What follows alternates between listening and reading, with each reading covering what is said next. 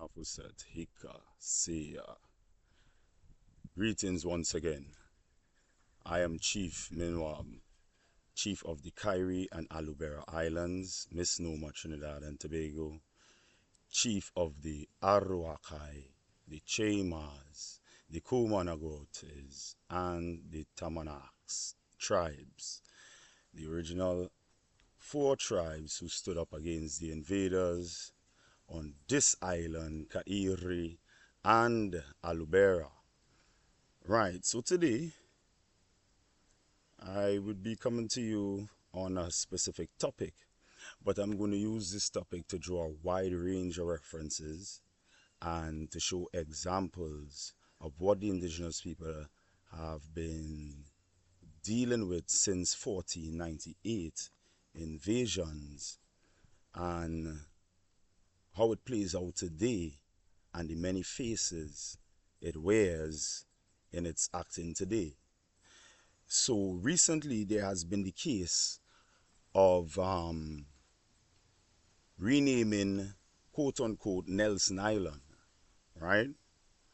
And again, every now and again, the corporation, because of what we did in 2022, voiding the corporation on paper, right?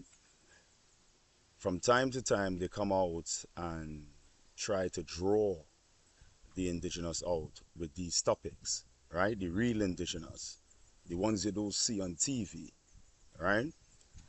So, seeing that that's the tactic that they use in this day and time to just find out what the people know and what they're thinking, well, we play along with them a little bit, right?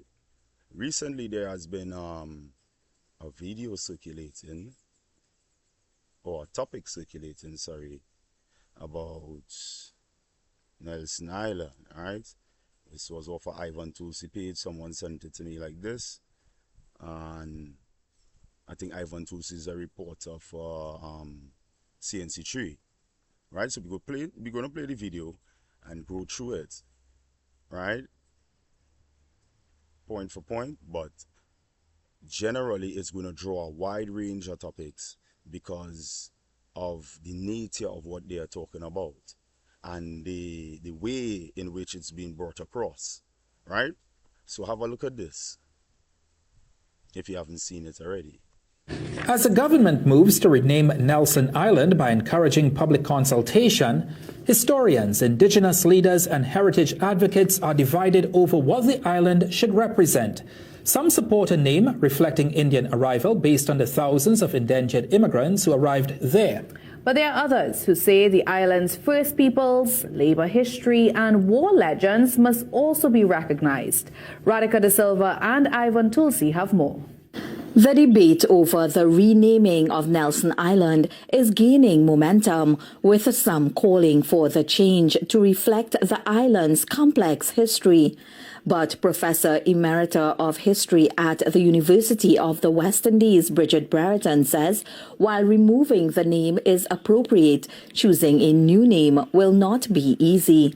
The tricky thing is that Nelson Island has been important in many different periods of history and for many different groups.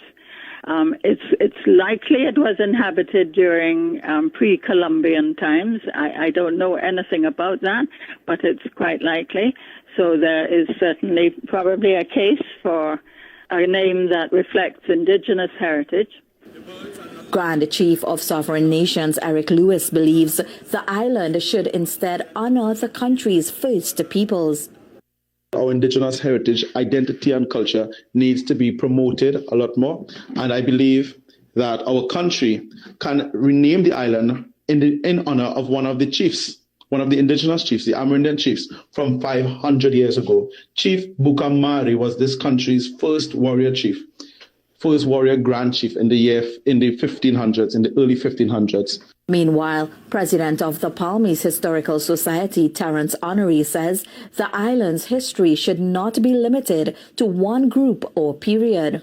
The name must be collective in its reference because it must include the indigenous people. It must include the other people who were incarcerated there. It must include the arrival of the indentured workers. I mean, it's something that you have to ponder on. You have to consult with your various groups and people to come up with a name. I mean, I am not adverse to the change from a British name. And lecturer of history at the University of the West Indies, Dr. Jerome Tiloksing, says while renaming it is important, there must be proper marketing for ecotourism. And former Tourism Minister Randall Mitchell told CNC3 News the Prime Minister should disclose the status of the 2025 report on renaming statues, monuments and streets before moving to rename Nelson Island. Last week, the Prime Minister proposed renaming Nelson Island to honor the Jahaji legacy of Indian indentured laborers, while promising public consultation before any final decision. Radhika De Silva, CNC3 News. Okay, so this was the video here, right, in question. So they're stating that first we're going to go through it bit by bit. It might take a bit on the video. It might take longer than I want to because people only have 15-minute span due to social media now. So try to keep it under 15 minutes as quick as possible, right? So we're going to go through the video, break it down, and I just explain everything to you. First, to begin with, from 1498, the invasion onto this land, right?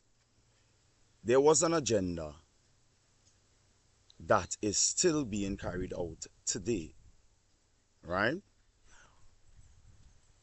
After the wars, quote unquote, wars was finished, the last of them being 1795 to 1797.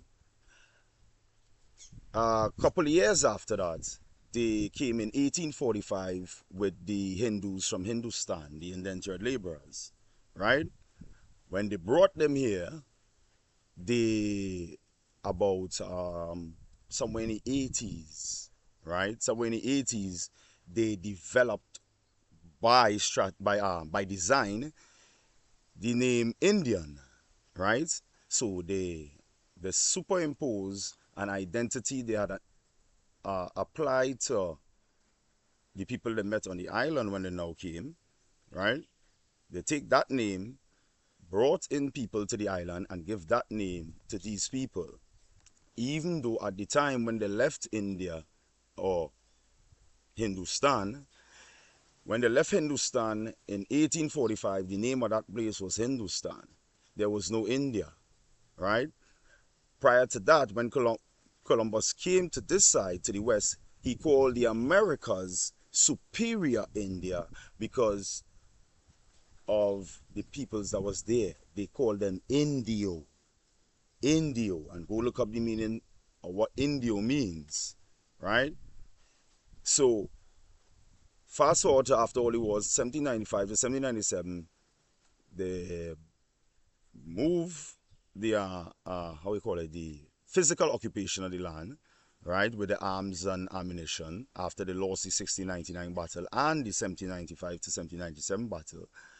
And they started, as I said before in previous videos, the baptismal papers and all that type of thing to rope everybody under the La Isla de la Trinitaria, the island of the Trinity, right? Now, the agenda since then was always to hijack the identity of the people who own the land, right? To date, that agenda is still being carried out. This island, Kairi, and the corporation that occupies it, called Trinidad and Tobago, right? The illegal corporation, the terrorist corporation that illegally occupies indigenous people land, called Trinidad and Tobago, also carries this agenda forward. In the quote-unquote naming and renaming of things, they tend to hide. I want to keep it down on a low, on a normal level, so keep my words on a normal level. So they want to hide the indigenous identity so they could reap the benefits off of the land, basically in layman terms. So When they switched the names out, they started calling these Hindus Indians, and then they started to benefit what the actual Indians on the land were supposed to be benefiting from. First, to begin with, there is no way you can leave where you were from, reach here in 1845, and own all this amount of land on this land in that short space of time. So clearly is an agenda by the crown, the invaders, the invaders who came in, right? It's clearly a plan that they keep continuing going on. So right, so we bring it up to present date now. So the current prime minister of the corporation that occupies this land, the terrorist organization that occupies this land, the current prime minister of the corporation is of Hindu descent. Her bloodline has their history stopped up to 1845 on this land. This corporation on this land is the only corporation in the world where they brought people in to work, and after they stop the work or the company goes into what they call receivership, or the company crashes, to put it in layman terms, this is the only company or corporation, Trinidad and Tobago, that allows the workers to protest for the land that they were working on. So it comes like you were working in KFC, right? And KFC decide to close down, and the workers at KFC is now protesting for the land that KFC is on. And this is the only corporation that is, I had to say, setting an example by allowing that to even be a debate, one. And some years ago under Basdio Pandey, right, they allotted these lands to these workers who have no claims to lands, nothing at all. And they allotted lots to them in the former Kairi 1975 Limited, right, and the land surrounding its major building and operations, right? So clearly there is an agenda. There is nowhere on the planet you could go and work somewhere.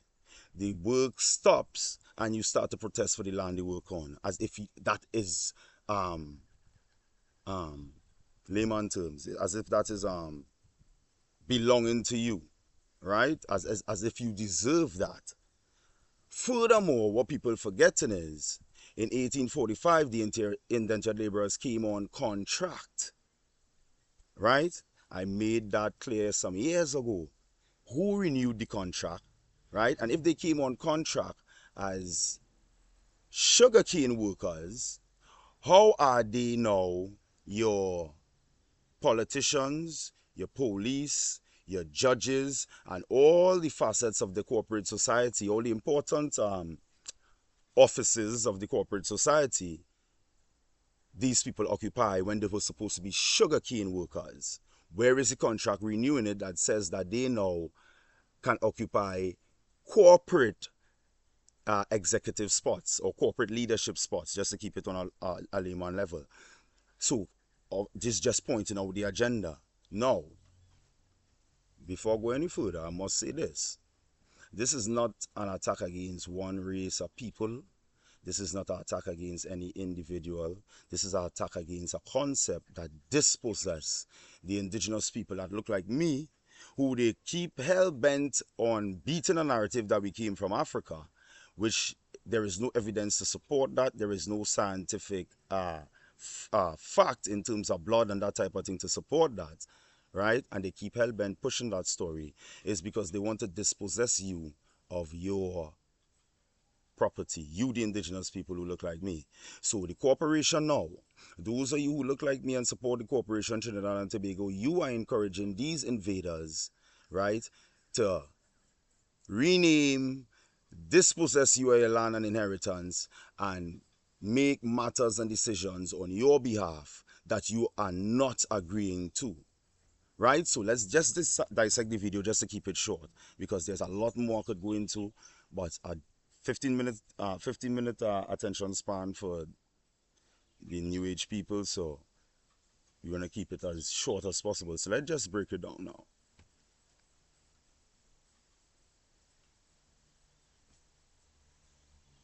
moves to rename Nelson Island by encouraging public consultation, historians, indigenous leaders, and heritage advocates are divided over what the island should represent. Some support a name reflecting Indian arrival based on the thousands of indentured immigrants who arrived there. But there are others who say the island's first peoples, labor history, and war legends must also be recognized. Right, from the backdrop. If I come to your house, take it over while you're still alive and the inhabitants of your house is still alive, right? And years pass, and all of a sudden you want to change the color of my house, the furniture, the everything about my house, and then telling me there would be consultation. This is exactly what's going on here, and the news bringing it across the media, because the media is responsible also for genocide against indigenous people, right? So they're bringing it across as if these people have any valid say at all as it pertains to indigenous people and their lands. I'll state it from the outset now. I am the chief of Kairi and Alubera, these lands, the whole land, right? I am also the chief of the tribes. There is nobody qualified to speak on indigenous people, people who look like me, copper tone, woolly hair people, right? There is no one qualified to speak for us other than myself. So you're going to see all these people popping up as if they are qualified to speak on our behalf or share our opinions and our desires and our thoughts, and they are not, right? You would see an imposter there as well, pretending to be indigenous, and his status is a Trinidadian, right? We'll get to that just now. De Silva and Ivan Tulsi have more. The debate over the renaming of Nelson Island is gaining momentum, with some calling for the change to reflect the island's complex history. But Professor Emerita of History at the University of the West Indies, Bridget Brereton, says while removing the name is a... So look at the people in this debate. Professor Emeritus Brereton or something like that. What gave her the authority to even speak on this matter? I would tell you what, the invading, occupying terrorist organization, the corporation Trinidad and Tobago, is who gave her that permission to speak on indigenous people matters, right? And all of them, including CNC3 News and Ivan Tulsi and all of these people who report in, are not qualified, except for Terrence, the guy coming down later on. They are not qualified to share indigenous thoughts because they're not indigenous. One. Two, their culture and their bloodlines only on this island couple hundred years now. The Hindus only here 180, probably 180 years now, right? Who are these people to think that they have the authority to speak on behalf of indigenous people or their belongings, i.e. Kairi and Alubera, and all the islands surrounding it? Who are these people? Okay, let's go. Appropriate, choosing a new name will not be easy. The tricky thing is that Nelson Island has been important in many different periods of history and for many different groups. It's likely. So she's arguing that the history of the island is important to many different people and many different groups at many different points in time. My house is my house. Whether 1,000 people invade it and occupy it for however long, the only opinion on my house that matters is mine. Not Dr. Bridget Brereton, not Ivan Tulsi, not CNC3, not Kamala Prasad Bisesa, not Eric Lewis, not none of these people who are here. except, as I say, for Terrence Howard, because he is a Niji. He is a full-blooded Niji like myself, right? A Niji is the indigenous people, the copper-tone woolly-haired people who belong to this land, right? Terrence Howard, however, still is not qualified to, not Terrence Howard, let's get to his name, 1 second. It was inhabited during pre-Columbian times. I don't know anything about that, but it people. It must Terrence include the other Honoré, people who were right. incarcerated Terrence there. It must Honoré. Terrence Honoré is also not qualified to speak on indigenous people's concepts, ideas, and thoughts because his status, his identity is Trinidadian. Trinidad, as I say, is the remnants, the direct link to the invading, occupying terrorists of these lands. So Terrence Howard as a Terrence Honoré as a Trinidadian is not qualified to speak on indigenous people's ideas, thoughts, and concepts, even though I agree with most of what he says. Right? He's still not qualified. Only the people who so done already identified as being indigenous, as being separate from Trinidad and Tobago, right? Separate from any corporate entity, operates with our own ID and our own autonomy, right? These are the people who's qualified to speak their thoughts and opinions about this land, Kairi, and Alubera, right? Let's go. know anything about that, but it's quite likely. So there is certainly probably a case for a name that reflects Indigenous heritage. Grand Chief of Sovereign Nations Eric Lewis believes the island should instead honor. Right. Here is another imposter. They call him what? They call him,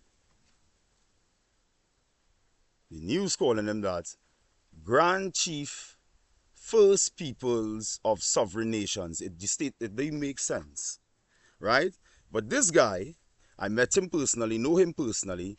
This guy is a Trinidadian, dressed up in a costume of indigenous people. He is also responsible for bringing across Venezuelans who are not woolly head nor copper tone to the island and begging on their behalf for handouts from the corporation. So him and the corporation is one and the same, right? Let's break down this name. First Peoples. Most of you watching this video, right, went to school, right? Person is singular, people is plural. Where does peoples come from? I'll tell you where.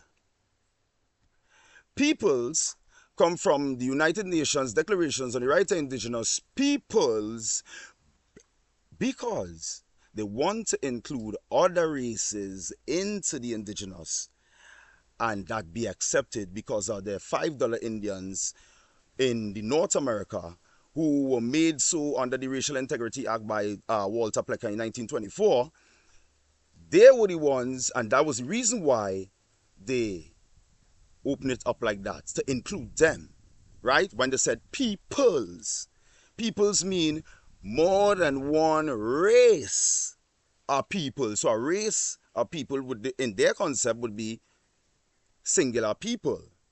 And more than one race of people in their concept would be peoples, right? So they want to include guys looking like this who is mixed down and has a carbon recessive wife, right? And he's supposed to be representing the indigenous? Hell no. I'd tell you, as the chief of the island, the both islands, and the chief of the major tribes that's recorded in the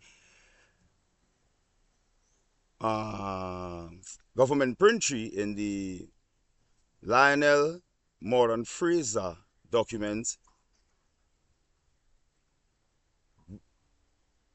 we are the ones who are responsible for any naming, for any identity on the front line in terms of public identity or who the actual indigenous is on this land. You are not. First to begin with, having indigenous bloodline doesn't mean that you're indigenous by status, right?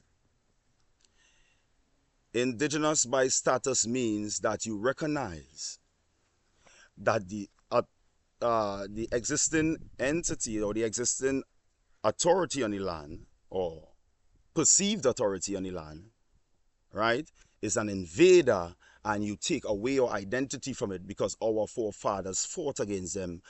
Their blood was shed for this same concept. So thus, in this day and time, identifying as indigenous, you cannot identify partially, you can't identify not even a little bit with the invaders, right? And that is proper indigenous decorum, proper indigenous identity.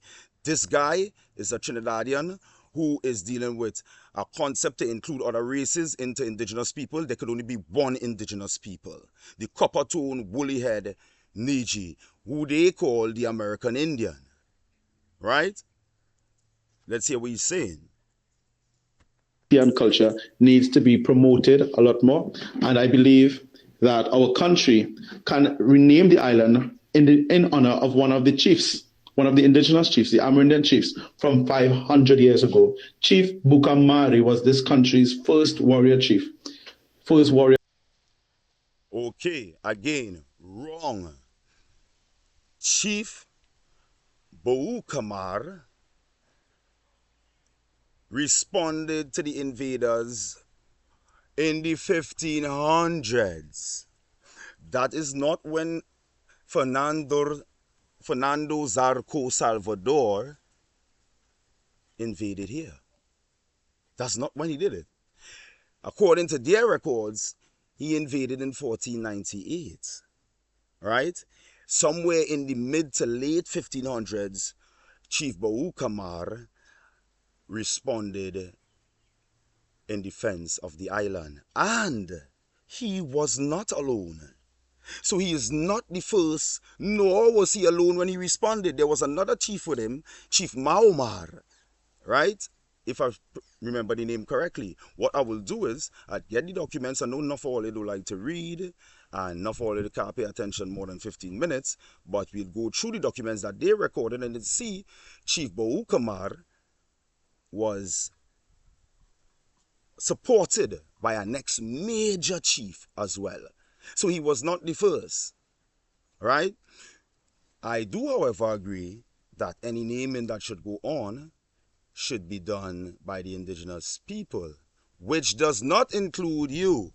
You are a Trinidadian, right? And you're dealing with sovereignty, right? We don't deal with that. Indigenous implies sovereign. So to say indigenous and sovereign in the same sentence is just being redundant and letting people know that you don't understand English, right? Furthermore, sovereign was brought to us here in the Americas by the Dirty Moors. That's the going name for them now, right? Only when they came about with the black nobility and that type of stuff is when sovereignty came about under maritime law, right? So we are nothing to do with that type of title. So clearly you cannot speak for us, right? You should, in fact, go consider your mental health. Grand chief in the 1500s, in the early 1500s. Meanwhile, president of the Palmies Historical Society, Terence Honoré, says the island's history should not be limited to one group or period.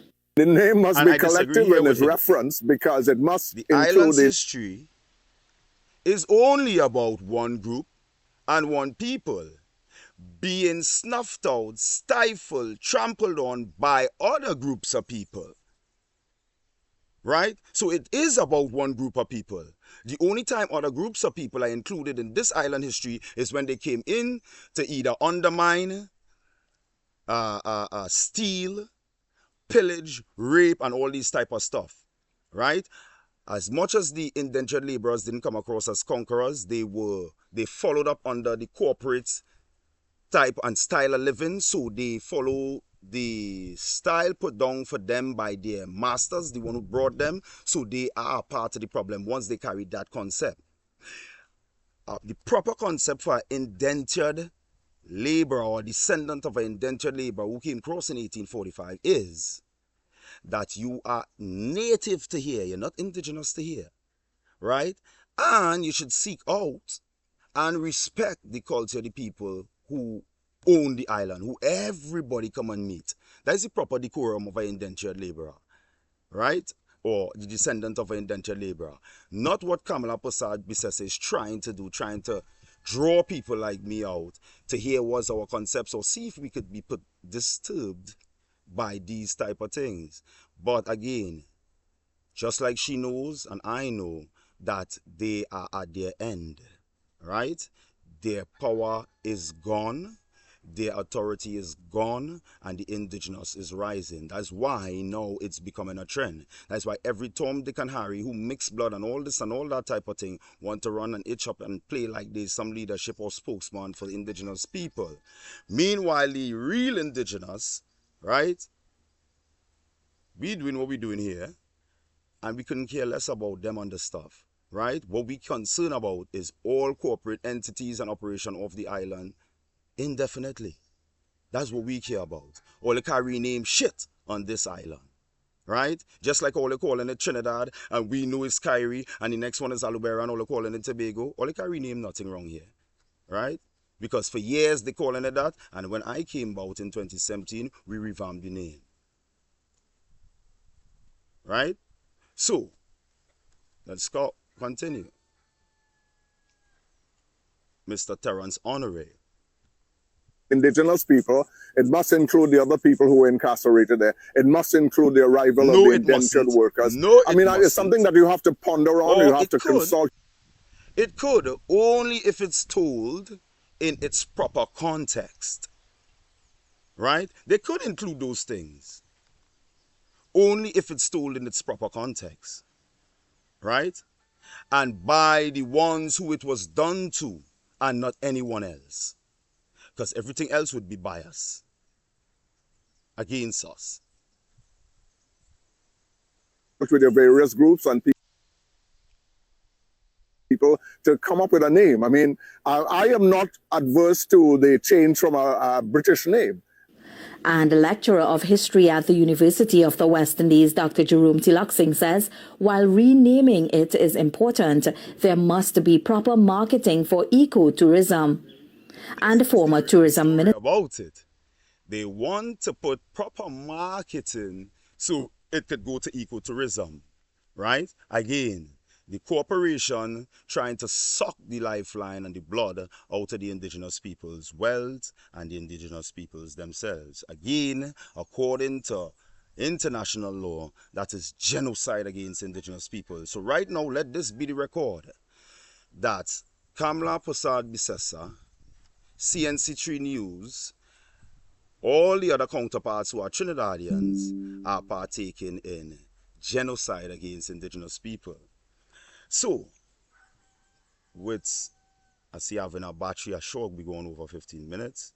But, nevertheless, right, the concept is there, the idea is there, and now the explanation is here. This is what has been done since the invasion. This is what they continue to do, right? And then they bring it forward like this, as if these people qualify to speak.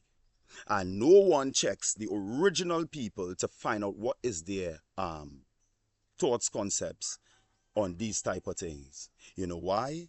Because someone like me represents that position. And I am in no compromising mindset for the corporation, because they've been invading us for years, and for 60 something years, I think 62 now or 63, right? They have never done anything for the copper tone woolly head indigenous people, let alone recognize their existence still on the land, right? So, in this day and time, it's important to recognize the tactics being played by the corporation and their entities. Those of you like Terence Honore, who have these bright ideas and still are Trinidadian, you are still part of the problem, right? Because I explained that earlier up in the video. So you want to really speak on indigenous culture and you want to really get involved in indigenous, my number is still up, it's still available, my contact's still out there, right? I am not the chief of no sovereign nothing, right? I am the chief of the Arawakai tribes, the Chema tribe, the Tamanax tribe or the Tamanakos tribe, and the Kumanagotes or the Kumanagotes tribes. That's who I am.